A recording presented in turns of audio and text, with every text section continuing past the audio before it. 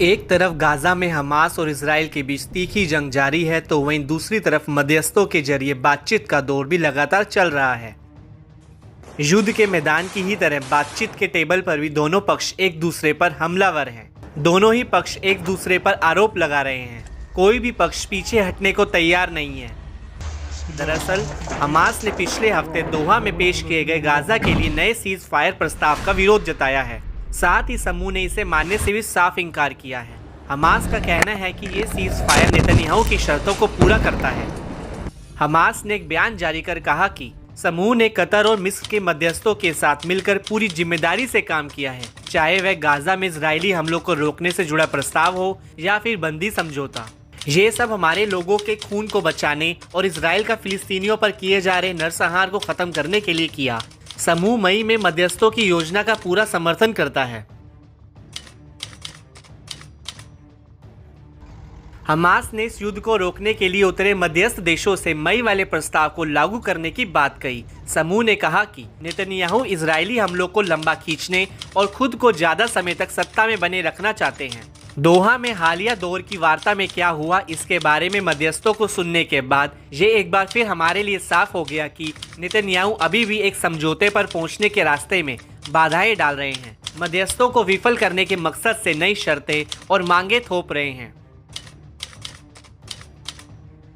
यहाँ ये अहम है कि हमास ने बाइडेन के प्रस्ताव को लेकर अपनी प्रतिबद्धता जाहिर की है। मध्यस्थों से अपनी जिम्मेदारियों को पूरा करने और समझौते को लागू करने के लिए इजराइल को बाध्य करने का आह्वान किया। इस दौरान हमास ने इजराइल पर कई तरह के आरोप भी लगाए।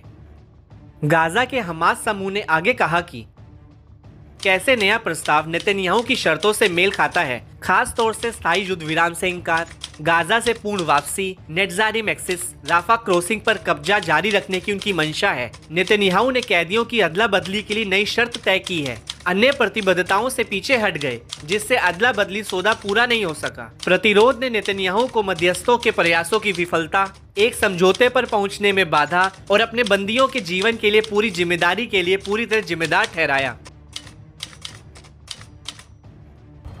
गौरतलब है कि पिछले हफ्ते दोहा में शांति समझौते के लिए आयोजित वार्ता के दौरान अमेरिका ने उम्मीद जताई थी कि सीज फायर समझौता हो सकता है। हालांकि हमास ने सीज फायर समझौते की कोशिशों को दिखावा बताया था।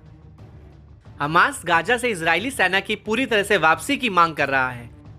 ऐसे में अमेरिकी विदेश मंत्री एंटनी ब्लिंकन युद्ध की शुरुआत के बाद से 9वीं बार इजराइल दौरे पर हैं, जहां वह सरकार पर समझौते के लिए दबाव बनाने की कोशिश कर सकते हैं। बता दें कि नेतन्याहू सरकार पर इजराइल के लोग भी अब सीज फायर का जबरदस्त दबाव बना रहे हैं। इजराइल में बड़े स्तर पर प्रदर्शन इस बात की गवाही है कि अब इजरायली जनता युद्ध से त्रस्त हो चुकी है। साथ ही 100 से ज्यादा इजरायली बंदी अभी भी हमास के चंगुल में फंसे हैं, जिन्हें वापस लाने के लिए सीज फायर ही बड़ा, कारगर और एकमात्र उपाय बचता दिखता है।